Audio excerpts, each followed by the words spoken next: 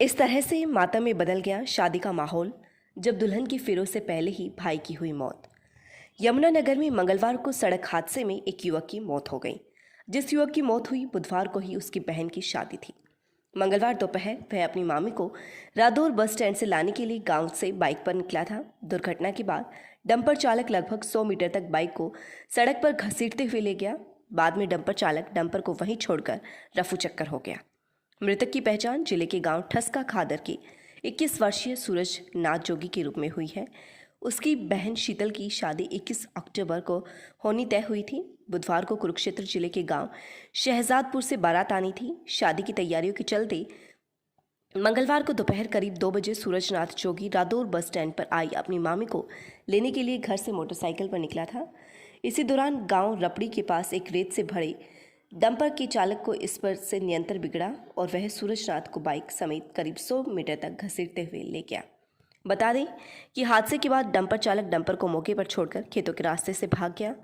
घटना के बाद गांव और बहन शीतल के ससुराल में शादी की सारी तैयारियां ज्यों की त्यों रह गई।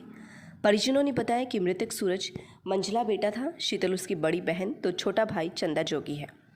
सूरजनाथ गांव में सब्जी की खेती और मजदूरी करके अपने परिवार का गुजारा चलाता था। कुछ समय पहले ITI यमुनानगर में पढ़ता था और इन दिनों बेहतर रोजगार की तलाश कर रहा था। सरकार के आदेशों की परवाह किए बगैर फीस के चक्कर में खोले 6ठी से 8वीं तक के प्राइवेट स्कूल। लगातार पहुंच रही है अधिकारियों के पास मौखिक शिकायतें।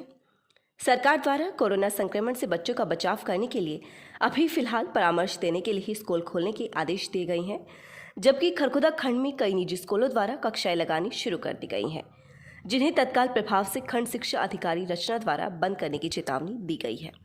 उनका कहना है कि 9वीं से 12वीं कक्षा तक के विद्यार्थियों को सिर्फ 9 बजे से 12 बजे के बीच सिर्फ और सिर्फ परामर्श देने के लिए बुलाया जा सकता है। लेकिन उनके संज्ञान में आया है कि निजी स्कूलों की तरफ से इसी आड़ में कक्षाएं शुरू करते हुए विद्यार्थियों को बुलाया जा रहा है। इतना ही नहीं, छोटी कक्षाओं के विद्यार्थियों को भी स्कूल में बुलाया जा रहा है, जो कि नियमों के विरुद्ध है। ऐसे में बुधवार को एक पत्र जारी कर ऐसे सभी निजी स्कूलों को चेतावनी जारी की गई है कि अगर उनके द्वारा ऐसा करना बंद नहीं किया गया तो उनके खिलाफ सख्त कार्यवाही अमल में लाई जाएगी। खंड शिक्षा अधिकारी के मुताबिक खंड में जिन स्कूलों द्वारा कक्षाएं लगाई जा रही हैं, उनके फोटो व वीडियो बतौर सबूत उनके पास है।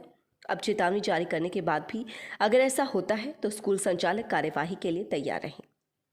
गौरतलब है कि खरखुदा में कई निजी स्कूल संचालकों द्वारा अभिभावक बैठक के दौरान अभिभावकों से एक फॉर्म पर हस्ताक्षर तक करवा लिए गए हैं कि वे अपनी मर्जी से अपने बच्चों को स्कूल भेज रहे हैं, जबकि कई स्कूलों में छोटी बच्चों की कक्षाएं भी लगाई जा रही हैं।